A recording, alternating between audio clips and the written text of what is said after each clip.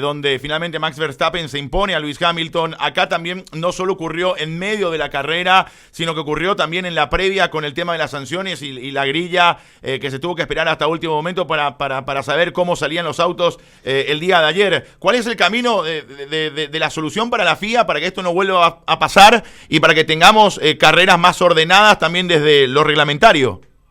Bueno, el camino es modificar el reglamento, porque vos sabés que el problema, Chipi, que todo lo que pasó es reglamentario, ¿entendés? Entonces decís, bueno, nadie se corrió del reglamento. Ahora, ¿cómo puede ser que el reglamento de alguna manera avale ese tipo de desórdenes como los que se vieron tanto en clasificación y carrera? Y es muy interesante lo que decís, porque después de lo de Abu Dhabi del año pasado, donde esa definición fue claramente irregular, pensamos que de alguna manera se debatió mucho. Entonces, lo que hicieron los comisarios el domingo es atarse al reglamento tal cual está escrito. Ahora, es penoso porque nos quitaron del medio una probable definición cabeza a cabeza.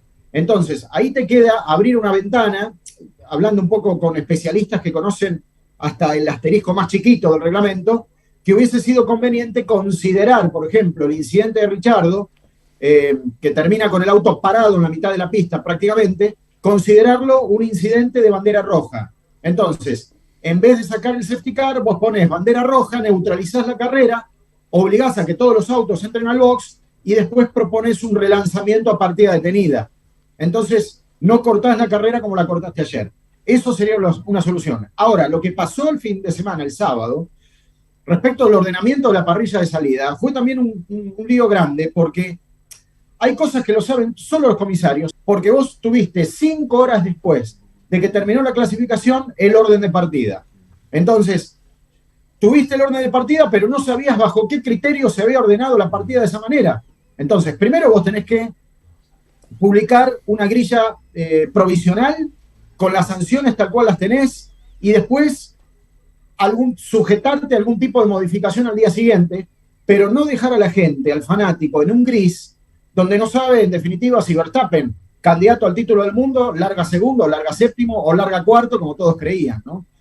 Ahí me parece que están los dos grandes grises del fin de semana, los dos grandes lunares del fin de semana, que se solucionan, insisto, ajustando muy prudentemente el reglamento e interpretándolo para ocasiones como estas, ¿no? Adrián, lógicamente después te quiero preguntar también por la bandera roja, si tenía que aparecer o no en la carrera de ayer, obviamente, pero quiero ir un poco de forma ordenada. Recién explicabas muy bien lo que pasaba en la previa a la carrera, con el sistema de clasificación, con bueno, toda esta polémica que se armó ya desde el sábado en torno al Gran Premio de Monza. Pero hay un momento clave ayer y es la largada, ¿no? Donde Max termina ganando un par de posiciones, ya comienza a hacerse fuerte en la carrera. ¿Qué notaste de ese momento inicial? Que siempre es importante, hay veces que, bueno, define ciertas cosas, hay veces que no, pero ayer es como que Verstappen, y siempre dice acá estoy presente, y ya en un de corrido se adelantó un par de posiciones para asomarse a lo que fue finalmente su gran victoria en Monza. ¿Qué pudiste detectar de esa largada? ¿Qué pudiste notar en ese momento inicial de la carrera? Lo mejor que fue una largada limpia, porque vos sabés que esa variante casi chicana que tiene Monza en la curva número 1 es... Mirá, ahí esa foto te lo demuestra, por ejemplo. Lo tenés a Hamilton cruzando prácticamente por arriba de los reductores de velocidad, ¿no? Sí. Perdón, a Russell, al piloto de Mercedes. Pero a pesar de eso, no cambió sustancialmente los puestos de punta. O sea, lo que nos quiere decir que el gran fantasma era cómo iban a abordar justamente ese sector del circuito cuando todos llegan juntos, porque recién la carrera comienza, porque están muy pesados, están todos cargados de combustible, los neumáticos están fríos, son neumáticos que no están dóciles, entonces es muy proclive a que tengas algún tipo de incidente en esa curva. Bueno, afortunadamente lo más parecido a un incidente que se vio es esa foto que habían puesto recién, ahí está, Russell pasando por arriba de los reductores de velocidad porque había tenido casi un contacto con la Ferrari de Leclerc. Después de eso no pasó nada. Vos recordarás, Chipi, que el año pasado, ahí es donde se montaron Verstappen y Hamilton. Tocaron los reductores, tocaron las barreras, los bordes, y el Red Bull de Verstappen se fue arriba del Mercedes de Hamilton. Y prácticamente ahí quedó trunca la carrera. Bueno, el gran fantasma era ese, ¿no? Y creo que de la largada hay que rescatar, primero, que no hubo incidentes, y segundo, que prácticamente en un solo movimiento Max Verstappen saltó del séptimo lugar al cuarto, lo que habla de un auto que funciona, pero además un excelente largador en circunstancias de mucha presión, ¿no? Como tenía en ese momento Max, porque lo que no se hiciera en la largada iba a ser muy difícil de hacerlo después. Ahí sacó una ventaja Max para quienes la primera vez se sintonizan con la Fórmula 1, que era correr con el neumático rojo, con el mismo neumático de largada que tenía Leclerc, por ejemplo, y que tenía Russell, para tener una reacción mucho más rápida, ¿no? Y era un neumático que estaba nuevo, que estaba fresco. Entonces esto también estratégicamente fue muy, muy importante para la gente de Red Bull, Chipi. Sin dudas, Adrián. ¿Qué le pasó a Lando en esa largada antes de pasar a la detención de Ricciardo, que también después es gran parte de la carrera se centra allí? ¿Qué pasó en ese comienzo donde justamente Verstappen aprovecha esa situación también para sacar ventaja más allá de su muy buena largada? ¿Qué pasó con el buen piloto? Bueno, embrague. Ahí a veces el procedimiento de largada le pasó a Checo Pérez largando en Zandvoort, se van, buscan un área libre como para meterse, y el procedimiento de largada se ralentiza, el embrague patina y se queda un poco, nada, es una milésima de segundo, ¿no? Pero suficiente para parar con todo el mundo, porque la reacción del resto de los autos es infinitamente más rápida. Entonces terminó siendo como una especie de tapón que favoreció a algunos, el caso de Verstappen, y complicó a otros que se encontraron inmediatamente después de iniciada la carrera con Lando Norris, ¿no? De todas maneras, por supuesto, el problema de McLaren va mucho más allá de esto. El problema de McLaren es que en algunos circuitos funciona bien, en otros no, pero le cuesta mucho empezar la carrera. Están muy magnificados los problemas de construcción de McLaren cuando está cargado de combustible. Es como si uno quisiera correr con sobrepeso, una cosa así. Si yo tuviera 10 kilos más y quiero correr, me agito. Bueno, cuando entro a funcionar cuando pierdo ese peso adicional. En los autos pasa un poco lo mismo. Entonces, McLaren le cuesta mucho hasta que encuentra el ritmo. Y esta vez no fue la excepción, Chipi. Se pasó Norris.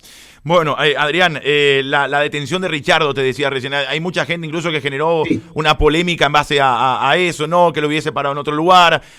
Obviamente cambió gran parte de lo que sucedió en la carrera, pero hay veces que no queda otra. ¿Cómo viste la detención de Ricciardo? Un momento clave también de la carrera en Monza ayer. Bueno, primero que paró donde pudo, Ricciardo, no, el auto, nada, colapsa, desconecta la electrónica y paró hasta donde lo llevó la inercia. No es un lugar que pueda elegir. Lo que pasa es que fue un lugar muy comprometido porque es la combinación de la curva 6-7 que tiene así un dibujito muy cuadrado.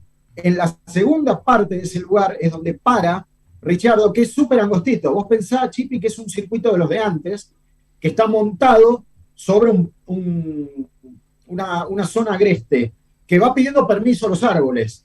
Entonces es básicamente angosto. Uh-huh. Ricciardo lo para ahí donde pudo. El problema es que no pudo dejarlo para llevarlo a lo doméstico, no pudo dejarlo en punto muerto el auto, ¿sí? En la Fórmula 1 se llama neutro. El volante tiene que tener una N que diga neutro. ¿Por qué? Porque eso le permite después a los comisarios de pista mover el auto, que no se te trabe. Claro. Si vos lo dejás en cambio, el auto queda trabado y no lo podés mover para ningún lado. Colapsó a tal magnitud el auto de Ricciardo que quedó trabado. Cuando lo intentan sacar, no hay manera. Entonces tuvieron que recurrir a la grúa, levantarlo a la vieja usanza y sacarlo de ahí. El problema es que mucha gente dice, bueno, pero ¿cómo puede ser que ante la entrada en vigencia de la grúa no hayan puesto bandera roja? Claro.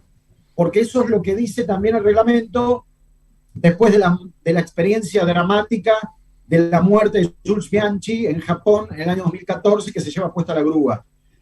Sucede que el contexto era muy diferente, la carrera ya estaba neutralizada, iban todos muy despacio, no llovía como llovía en aquel momento en Japón, la grúa entra mucho después.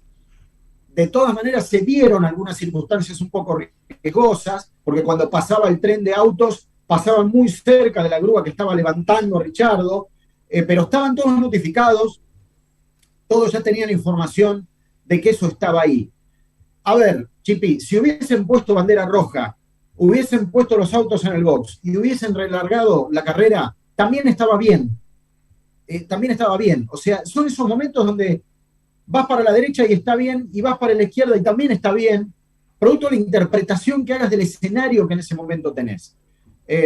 Por supuesto que el problema de esto es que consumió muchas vueltas todo ese procedimiento. Se comió el resto de la carrera. Cuando había margen para relanzarlo, no había más tiempo para nada. Y terminó como terminó. Sí, si hubiésemos tenido bandera roja, ese final se hubiese dado en pista, ¿no? Y no con el safety car llevando a todos los monoplazas a la bandera a cuadros, ¿no? Quizás esa hubiese sido la diferencia hoy con el diario del lunes. A lo mejor sí. se daba la circunstancia de que teníamos ayer una última vuelta a lo Abu Dhabi con lo de la grúa presente y nadie hubiese estado hablando de eso. Y es probable. Mirá, hoy viéndolo, como vos decís bien, con el diario del lunes, hubiese sido mejor porque vos, guardando los autos con bandera roja, los volvés a poner en la grilla y tenías 5 vueltas más para explotar. Como gastaste todas esas vueltas en el procedimiento del safety car y en el intento de evacuar el auto de Ricciardo, el McLaren, te quedaste sin vueltas. Entonces, privaste ahí un poco bastante, diría yo, del espectáculo. De todas maneras, te digo una cosa, Chipi, la telemetría dice que no había forma de que esa Ferrari le ganara a Verstappen. Yo creo que no cambiaba de todas maneras la definición de la carrera, pero hubiese sido lindo verlo, ¿no? Sin dudas. Claramente. Sin dudas. De Bryce, el niño mimado, apareció, leía y me parecía fantástico, ¿no? El mote, porque la verdad que tuvo una carrera formidable dentro de las circunstancias, también en el auto en el que corre. Y uno dice, bueno, futuro no sé, ¿verdad? Porque también mucho del presente, él ya no es un chico que está empezando. Ayer, digamos, sí hizo su aparición en el Gran Circo, en la Fórmula 1, pero es un joven con una trayectoria ya importante en el mundo automovilístico.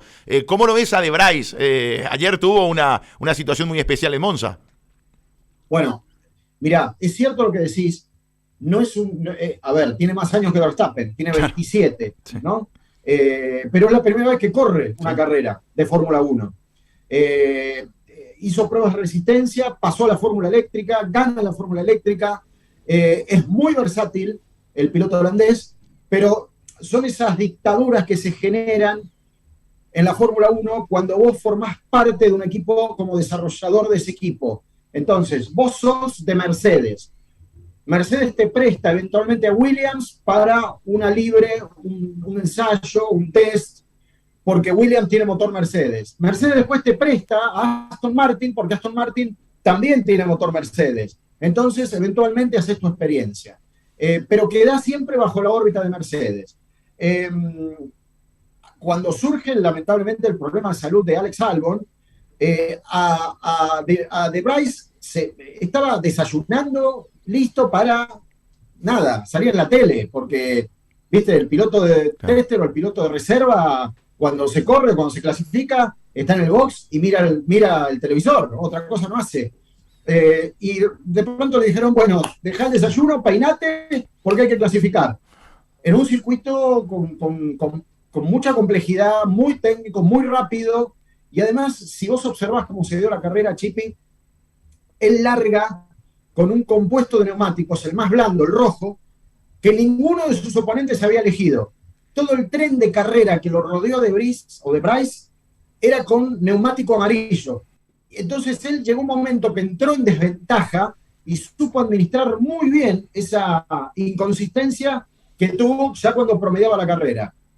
No se jugó a hacer grandes locuras, porque no se tiró a pasar a nadie, pero sostuvo muy bien la posición, que un poco también había heredado el sábado después de todas las penalizaciones que tuvimos, ¿no? Entonces, bueno, yo creo que en líneas generales el primer gran objetivo del piloto que debuta es preservar el auto, llegar a la línea de meta. Bueno, no solo llegó, preservó el auto, sino que además sumó puntos para una escudería como Williams que los necesita como loro, ¿no? Adrián, ¿cómo se lo para Verstappen? Es la pregunta. Parece imparable, parece que el campeonato está está para él, que va a lograr el bicampeonato después de un año muy, muy competitivo, ¿no? El año pasado, sobre todo en ese mano a mano, en ese duelo con Hamilton, hoy pareciera ser que no tiene rival. Al comienzo fue Leclerc y después se despegó. Con el correr de la carrera se terminó, ya van 5 victorias consecutivas, tiene un autazo que lo fueron mejorando, él lo está pilotando de una forma realmente estupenda, de una forma maestra, no hay con qué darle, o hay con qué. ¿Cuál es el camino para pelearle a Max este título, este bicampeonato que está ahí al alcance de sus manos? Mirá, a Max no se lo para, se lo disfruta. Hay un momento donde tenés que disfrutarlo, tenés que entender que es su tiempo, que es la combinación perfecta de un auto perfecto con un piloto perfecto. Uno tiene nos ha pasado con Hamilton, ¿no? Uh-huh. El problema es cuando se eternizan en el tiempo y uno dice, bueno, ya es hora de que cambie el ganador. No es todavía el caso de Verstappen. Yo creo que Verstappen ya tiene el campeonato asegurado. Lo que resta ver es prácticamente quién es el subcampeón, quién pelea el subcampeonato de constructores, porque todavía Mercedes está vivo para pelearle a Ferrari el subcampeonato de constructores. A ver, puede pasar que Verstappen cometa un error y no sume alguna carrera, puede pasar, faltan 6, hay circuitos complicados, como es el que viene de Singapur, es súper complicado, pero yo creo que las cartas un poco es como que están echadas, y vos sabés que acá se dio un poco lo que se tenía que dar, pasó lo que tenía que pasar. ¿Qué quiero decir con esto, Chipi?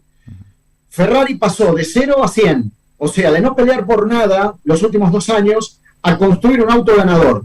Ahora, que vos construyas un auto ganador no quiere decir que sea un auto para campeón. Entonces vos necesitas una transición para llegar a ese auto campeón.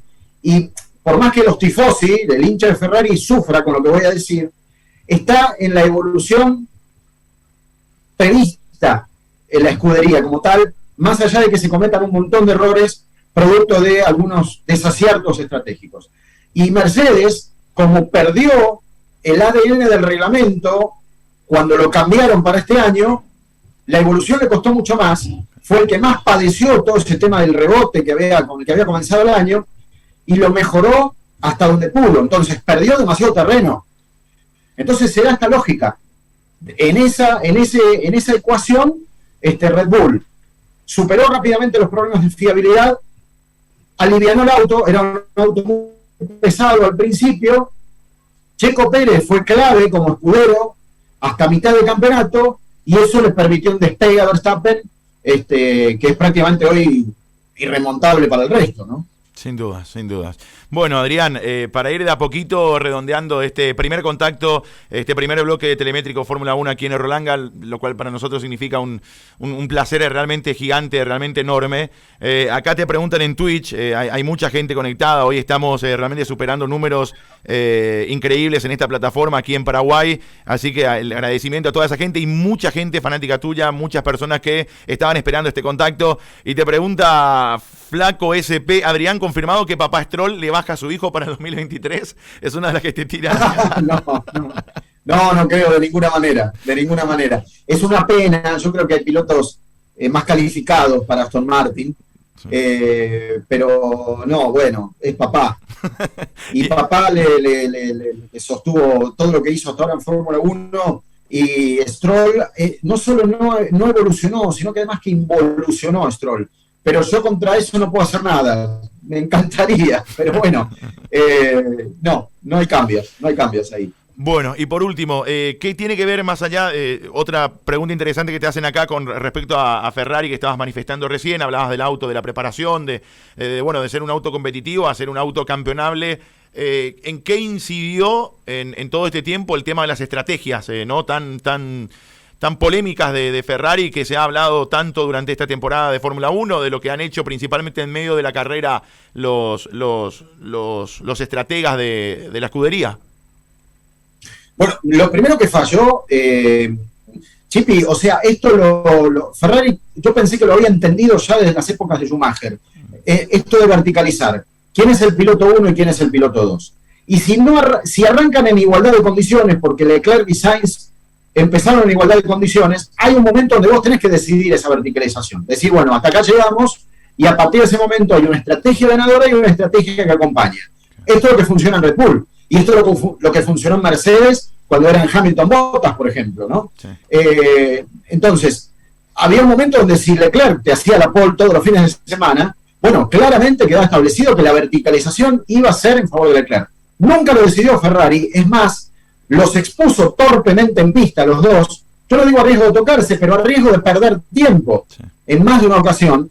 Y después, bueno, por supuesto, cuando después no saben cómo remendar el error y cometen un error todavía peor a la hora en el que llaman a un piloto a cambiar neumáticos cuando intentan desdoblar la estrategia. Y generalmente lo hicieron tarde y además lo hicieron mal porque en más de una oportunidad cometieron errores en el cambio de neumáticos. De hecho, Zandvoort la semana pasada en Países Bajos, recordarán ustedes que se olvidaron un neumático de Sainz. Fue una cosa increíble eso.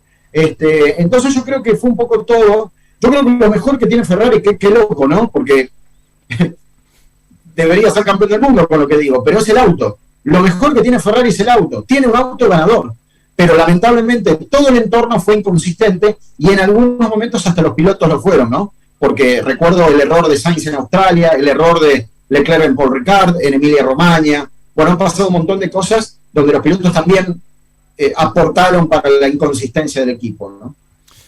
Bueno, Adrián, qué gusto tenerte a partir de hoy realmente aquí en Bien Jugado, aquí en Errolanga, en esta nueva marca que estamos lanzando deportiva, en este nuevo medio de comunicación 100% digital y 100% deportivo, en este primer día y obviamente después de un gran premio siempre y tan tradicional como es el de Monza y con la victoria de Max Verstappen, más allá de esas circunstancias finales. La idea es, bueno, que el público sepa que vas a estar con nosotros semana a semana, hablando de Fórmula 1 en vivo, como ya anunciabas también en el video que lo hemos compartido en nuestras redes sociales, también en cápsulas, ¿no? En las redes sociales, así que es un enorme privilegio que estés con nosotros y que hayas aceptado esta invitación de ser parte del equipo de Errolanga para hablar con el que más sabe de Fórmula 1 en toda Latinoamérica, como tenemos el placer de saludarte y de tenerte aquí a vos, Adrián. Así que muchísimas gracias por haber aceptado, por haberte sumado y por este primer contacto en vivo que estamos haciendo aquí en Errolanga en torno a la Fórmula 1 y a lo que pasó el día de ayer. El placer es mío, enormemente contento por estar con ustedes, trabajando todas las semanas, por supuesto desde Telemétrico F1, que es mi marca, y mis redes sociales así expandidas, me sumo con todo ese potencial a Errolanga, que bueno, no escuché más que comentarios y repercusiones todo el fin de semana del inicio de Errolanga, se ve que ha pegado muchísimo, es un producto además pan-regional muy interesante, porque los escuché desde muy temprano, y hablan de todo, así que no excluye a nadie. Así que, bueno, alegría de sumarme y además de gente conocida, un amigo como Nico Litix, a quien hace mucho que no veía, les mando un abrazo grande si anda por ahí, y estamos acá firmes para disfrutar con pasión esto.